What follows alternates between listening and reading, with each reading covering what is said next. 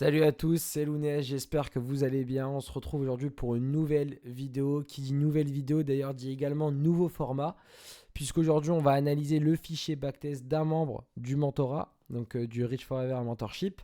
Pour vous donner très rapidement du contexte, pourquoi est-ce que du coup j'analyse un fichier backtest, etc.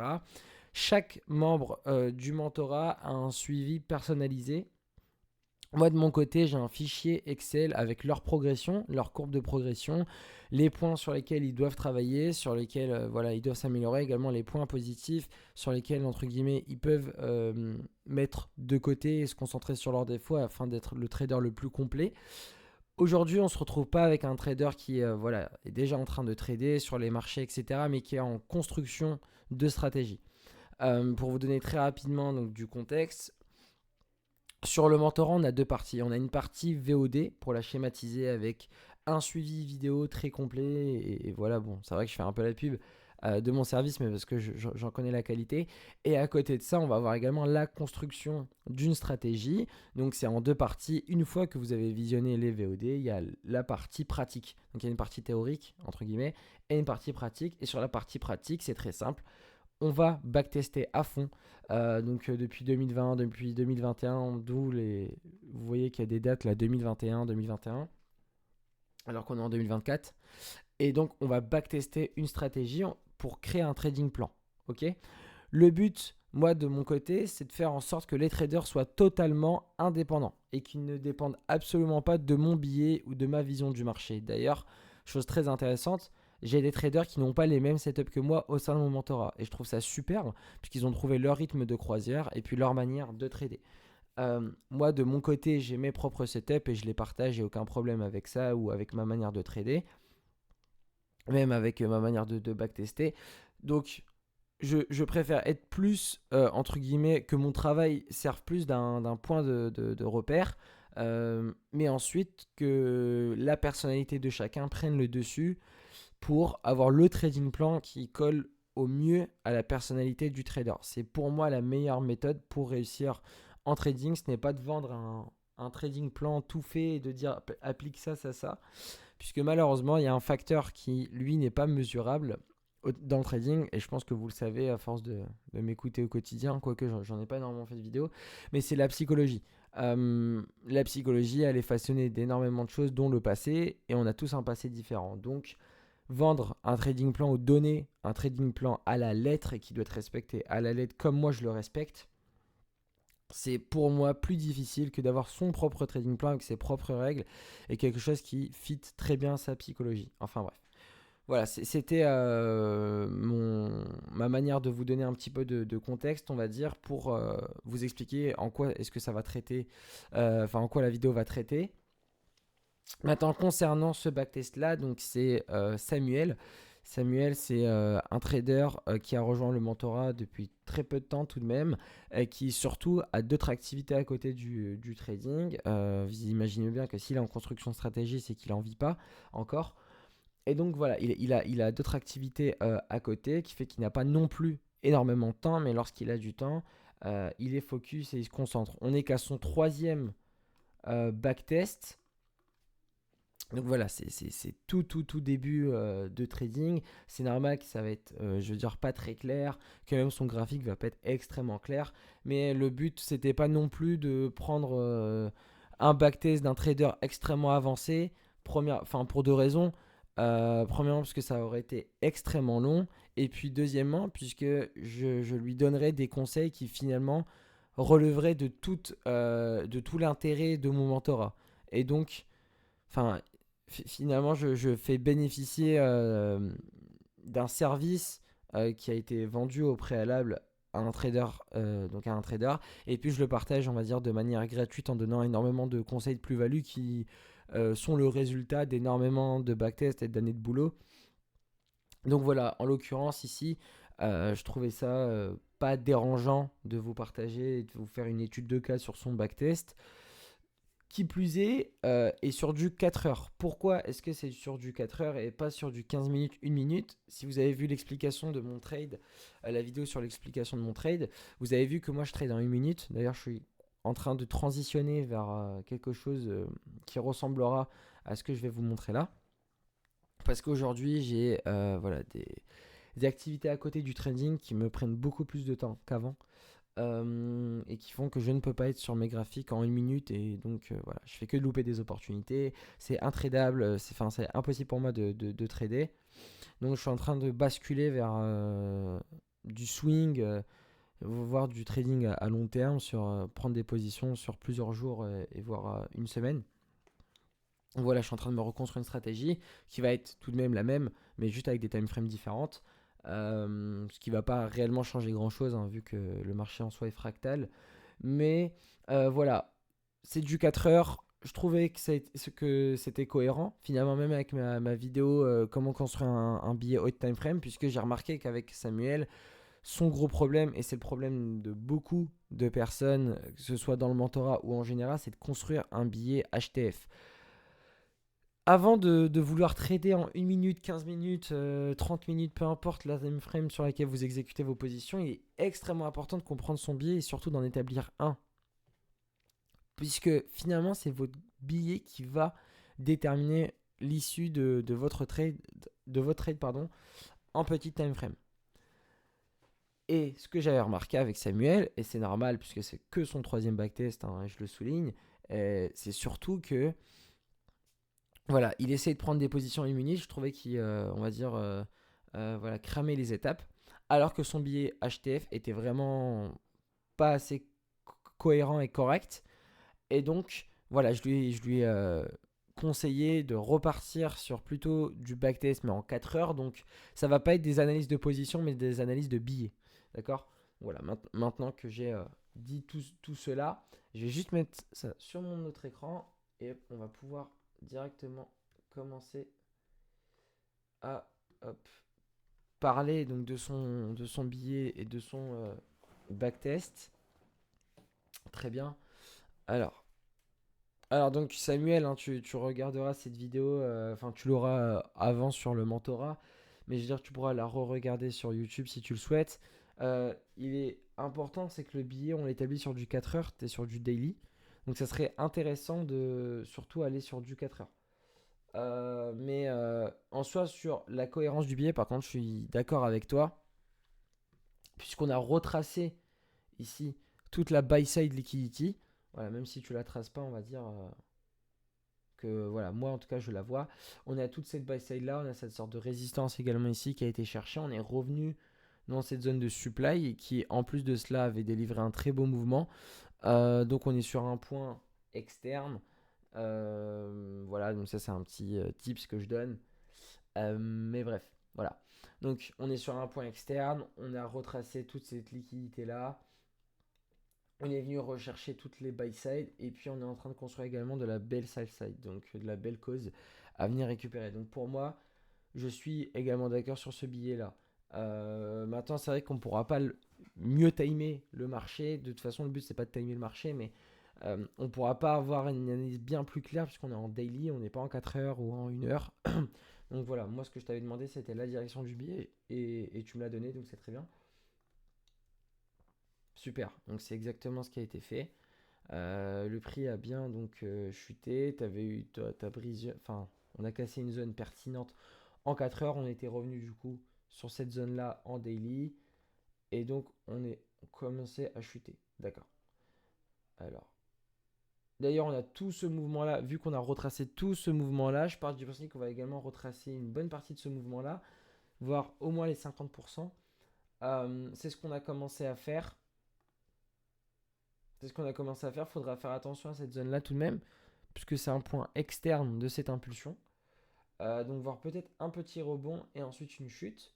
Même si je suis d'accord sur le principe que le billet pour moi est quand même baissier. Surtout que ici on vient encore récupérer de la buy side, on réagit dans cette zone de supply et boum on continue à chuter. Hop. Ok, très bien. Donc on a quand même eu une réaction, je veux dire. On a quand même eu une réaction donc cette zone de. Ok, super. Donc on a plutôt eu le scénario de on chute, boum, et ensuite, voilà, donc on arrive sur notre point ici externe de notre première impulsion, enfin de notre dernière impulsion, pardon, et donc on a une réaction avant. Ok, on a une réaction au préalable et on chute. Donc C'est ce que je m'étais dit pour le coup sur mon premier billet. Donc ok, très bien. Euh, ok, très bien. Donc pareil, hein, Samuel, sur ce genre de setup, essaie de faire attention. Lorsqu'on revient dans des petits points externes, on peut avoir des petites réactions. Même si pour moi le billet reste tout de même baissier, tu vois.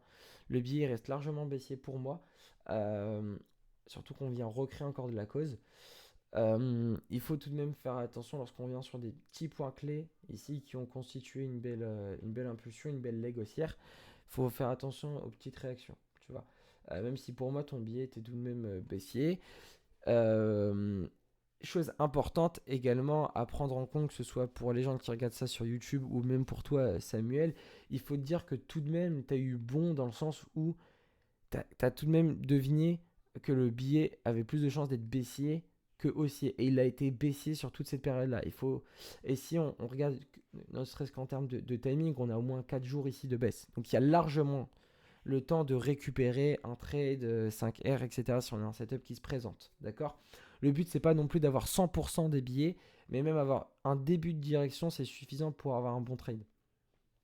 Très bien. Et puis, il aurait très bien pu, ça aurait très bien pu ici te dire, ok, bon, j'ai pris mon 5R. J'attends que le prix me représente encore me présente encore une opportunité de baisse, et donc je pourrais la trader. Et ici, en l'occurrence, il n'y en a pas eu. Voilà. Après, on ne sait pas. En l'occurrence, on n'est pas sur du M15, etc. Mais on se dit que si on n'a pas de setup sur la hausse sur mon billet HTF, ben je ne trade pas. Et voilà. Et donc là, le prix, il fait quoi? Il récupère encore toute cette buy side là et il rechute. Donc je pense que le prix de ce côté-là va entamer la réelle baisse. Hop. Donc on a le même billet sur ce côté-là. Donc c'est très bien Samuel d'ailleurs. Super, top. Donc là, il y a largement de quoi profiter une nouvelle fois de ce billet-là. Donc très bien. C'est vrai que pour le coup, tu n'as que des bons billets. Hormis, je veux dire, celui-ci, donc qui est un petit peu, on va dire, délicat. Et la seule chose à retenir sur cet exemple-là, c'est de faire attention en timing, où on se situe dans le prix, en timing and price. C'est quelque chose également que j'explique sur la vidéo YouTube. Mais fais attention, voilà, que lorsqu'on revient dans un point externe et par rapport au timing, d'ailleurs c'est une vidéo du mentorat Samuel, donc tu peux la check, c'est dans les derniers modules. Mais là, fais attention à ce qu'on n'ait peut-être pas une autre récupération de liquidité avant de chuter et de casser le réel mouvement. Donc voilà, en tout cas, très très bien, parce que courant du coup janvier, février, il n'y a que des bons billets en l'occurrence, donc c'est super. Alors, également ici, il faut faire attention parce qu'on revient dans un point pertinent. Donc on aura peut-être ici une réaction dans ces zones de supply avant de chuter. Donc j'aurais plutôt joué une réaction avant une rebaisse. Voilà. Donc voir ce que tu as eu. Ok. Ok. Bon là on revient dans un point externe, clairement. On n'est plus dans cette partie-là. Donc qui dit point externe pour moi dit clairement également hausse. Alors par contre je ne serais pas... Alors je pense qu'on va avoir une très belle hausse, hein. Mais je ne pense pas que cette hausse-là irait jusque-là. Tout simplement parce que le billet global, donc maintenant on sait qu'on se situe aux alentours de là. Euh, ouais, c'est ça, voilà. On se situe dans ces alentours-là, ici. Quoique on se situe là, pardon. Ouais, on se situe là, d'accord. Ok, super. Alors pour moi, je suis plutôt à l'inverse. On va avoir une très belle réaction haussière, mais pour moi, on va continuer à chuter. Parce qu'on est sur le point externe de la leg, mais on n'est pas non plus sur le point externe de toute la structure.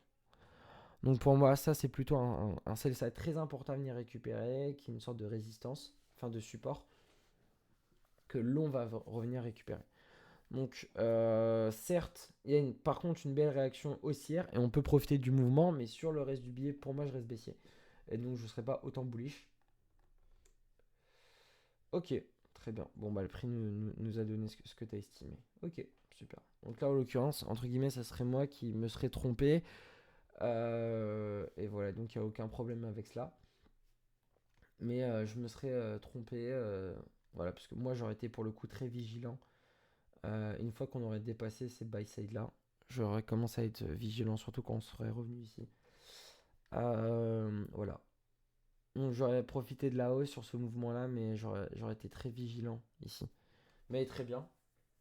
C'est de toute façon, je veux dire, ce que j'apprends sur le BHTF, hein, c'est point externe, timing and price, etc. Et tu les as appliqués, et ce qui a fait que tu as eu encore un très bon billet.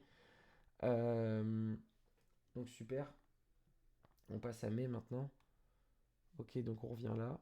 Ok, donc voilà, c'est exactement ce à quoi je pensais. Sur cette zone-là, j'aurais été très vigilant. Et c'est vrai que le prix déjà corrige très bien. Très bien. Top. C'est bien. Il a récupéré encore de la sell side. Et boum, il continue à monter. Top. Ok. Donc c'est très très bien. T'appliques tout ce qu'on raconte. Tout ce que je raconte dans les vidéos, etc. C'est des choses que t'appliques. Donc je suis très content de cela. Alors, où est-ce qu'on se situe là? Ok. Donc ça, boum, on est revenu donc. Ok. Donc on est revenu en fait ici là. Très bien. Et donc on continue à chuter. Maintenant, je sais pas si ça tu l'as anticipé.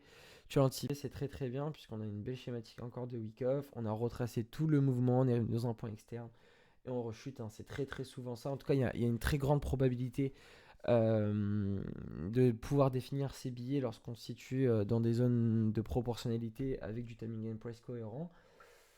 Donc très bien. D'ailleurs, si vous pensez qu'il faut que j'en fasse une vidéo, n'hésitez pas. Alors, top. Ok, donc là, on passe du 19 mai au 28 mai. Ok. Donc, alors là, pour le coup, ta zone de supply, elle est mal tracée. Je pense que tu t'es un peu emballé, pardon. J'essaie de voir où on est en fait, puisqu'on est 10 jours après. Donc on a cette hausse. Est-ce que c'est est-ce que c'est la même hausse? Ok, très bien, c'est cette hausse là du coup. Hop.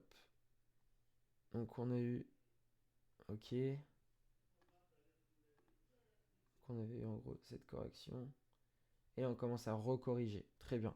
J'aurais bien voulu voir un graphique un peu moins zoomé, que je vois réellement on se situe en termes de timing and price, mais d'accord, c'est très bien. Bon, on va voir de toute façon. Là, mais c'est vrai qu'il y a de grandes chances, ouais, voilà, qu'on chute tout de même. Pourquoi une nouvelle fois hein, c'est parce qu'on revient dans une zone de supply intéressante qui a donné un mouvement. Je pense qu'il y a une belle zone intéressante ici que l'on voit pas sur la photo, enfin sur le screen. On a de la belle cause à venir récupérer une nouvelle fois, donc ça c'est un concept de week off. Il n'y a pas que l'accumulation et la distribution, il n'y a pas que ces schématiques, il y a également le fait qu'il y a une cause à effet. Donc là on a la cause, et donc c'est vrai que le prix a tout pour corriger. En tout cas, il y a beaucoup d'éléments qui font que l'on va corriger. Également, chose importante qui est très importante à comprendre, chose importante qui est très importante à comprendre, c'est pas très français, mais il faut saisir que établir un billet HTF, c'est pas avoir un billet où on a 100% raison. D'accord. Le but, c'est d'avoir une grande probabilité d'avoir raison. En mettant en place des concepts, donc que moi que j'enseigne, etc., en les combinant et en ayant plusieurs éléments qui vont faire que tel ou tel scénario vont nous favoriser à penser que le marché va être haussier ou va être baissier.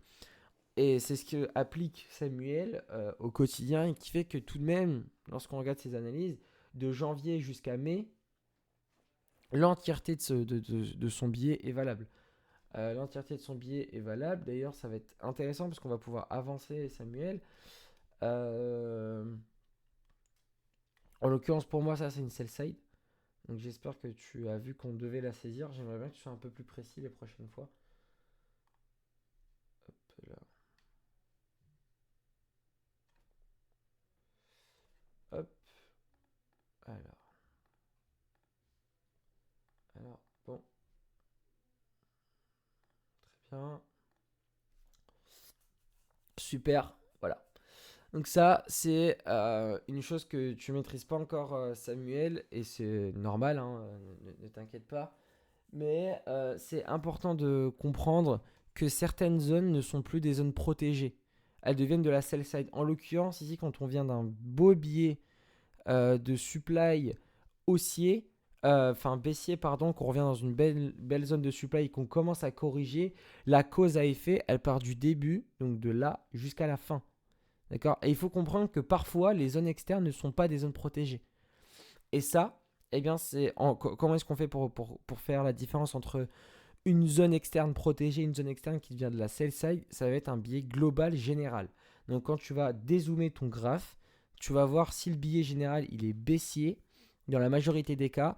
Et surtout en termes de timing and price, si on se situe très très proche de la zone qui est soi-disant dite protégée, et que l'on vient en plus de ça récupérer de la buy side et qu'on réagit dans une zone de supply, on va avoir beaucoup plus de chances à venir chercher ce point-là qu'à venir le protéger. Parce que finalement, on pourrait très bien venir le récupérer ici et ensuite repartir à la hausse. Et c'est pour moi ce qui va sûrement arriver, puisque voilà, comme tu l'as bien repéré ici, on a cette belle zone de manipulation qui vient nous récupérer ce point externe, qui est donc un point de liquidité majeur, et il a tout intérêt à push vers le haut. Hop. Et donc pour moi, on a plus de chances, une nouvelle fois, de venir push vers le haut que push vers le bas. D'ailleurs, il faudrait que tu retires le truc des volumes, ça te gêne plus qu'autre chose. Et ça va être intéressant de revoir dans quelle zone de demand on revient. Mais c'est vrai qu'en revenant, voilà, saisir cette belle liquidité externe, il y a plus de chances que l'on aille vers le haut pour moi. Très bien, donc voilà. On aurait pu au minimum profiter de tout ce mouvement-là. Et là, pareil, on revient dans ce point externe de cette première leg. Donc pour moi, il y a encore plus de chances qu'on aille vers la hausse. Même si on chute, pour moi, là, c'est des zones de réaction où on peut choper des trades haussiers. Voilà. Ok. Alors, ce qui est intéressant que tu m'as noté donc, dans ton mail que tu m'as envoyé, tu m'as dit euh, alors, qu'est-ce que tu m'as noté? Tu m'as dit je te joins mon analyse en 4 heures de mai à décembre 2021. Tu me diras, mais je pense qu'il y a un petit problème car j'ai trouvé des bonnes opportunités jusqu'en août et après plus rien. Alors, il y a des choses importantes à comprendre, donc que ce soit Samuel ou donc ceux qui écouteront la vidéo, c'est que ne pas avoir de billets, c'est aussi efficace qu'avoir un billet. Maintenant, je pense qu'il y a peut-être quelques erreurs et ça serait intéressant qu'on y revienne ensemble, Samuel, parce que c'est vrai que ne pas trouver de billets, parce que là on parle même pas d'opportunité, on parle de billets, que tu n'aies pas de billets de août jusqu'à la fin de l'année, c'est vrai que c'est un peu délicat. Même parfois le marché est dégueulasse, hein. Parfois le marché est dégueulasse, il est irrationnel et il n'y a aucun intérêt à l'analyser ou voilà, à le trader ou à avoir deux billets. Et il n'y a pas de souci, ça peut parfois durer longtemps, mais c'est vrai que 4 mois ça fait quand même un petit peu long, donc ce serait intéressant d'y revenir ensemble sur cette partie-là. Mais voilà, la chose intéressante à tout de même sortir de cela, parce que je pense que tu t'es un petit peu torturé le crâne à partir de août sur ton backtest, parce que tu ne trouvais pas de billets.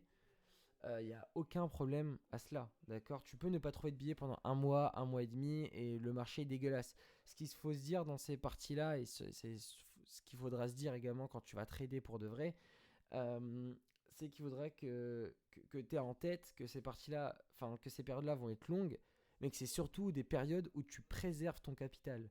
Tu ne donnes pas du risque au marché. Tu ne donnes pas ton argent au marché. Tu ne donnes pas l'argent du compte de la propre firme au marché. Tu ne donnes pas l'argent de ton investisseur au marché, mais tu le préserves.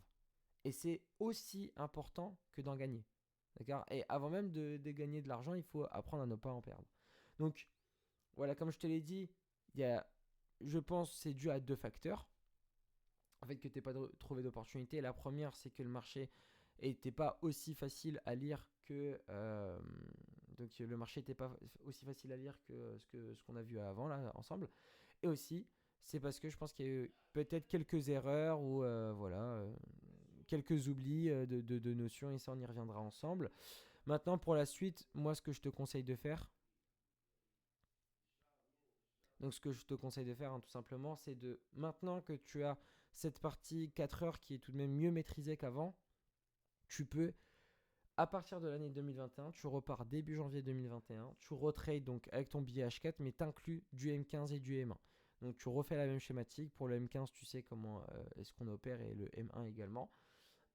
Et donc voilà, tu construis ton billet petit à petit en 4 heures. Ensuite, tu vas en M15, tu construis ton billet journalier, tu analyses ton graphe et en M1, tu vois s'il y a des opportunités à saisir. Et ensuite, tu me renvoies le même backtest sur l'année complète 2021 et on l'analysera également ensemble, soit en vidéo, soit je te l'enverrai qu'à toi. Et puis voilà. En tout cas, je te souhaite de bonnes fêtes de fin d'année, pardon Samuel. Également à vous, les abonnés et aux personnes qui regarderont cette vidéo-là. N'hésitez pas à me poser des questions en commentaire. J'y répondrai. Moi, je pars en vacances, mais voilà, j'aurai les yeux quand même rivés sur YouTube et puis mes DM Insta. Donc, voilà, et d'ailleurs, courant janvier, je vais réouvrir quelques places comme d'habitude. Donc, soit en intégrant le mentorat ou en faisant que du 1v1. C'est deux choses, deux formules différentes, mais qui sont totalement possibles.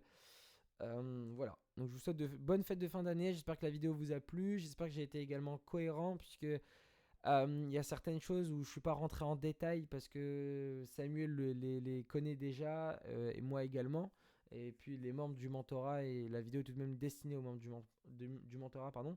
Mais voilà, j'ai estimé qu'il y avait tout de même une plus-value à vous apporter, à vous montrer comment est-ce que je travaille. Et c'est des choses que vous pouvez déjà appliquer à vous-même en backtestant ou même en analysant vos positions, vos trades. Et puis voilà, donc je vous souhaite une agréable journée, une agréable semaine. Et puis je vous dis à très très bientôt.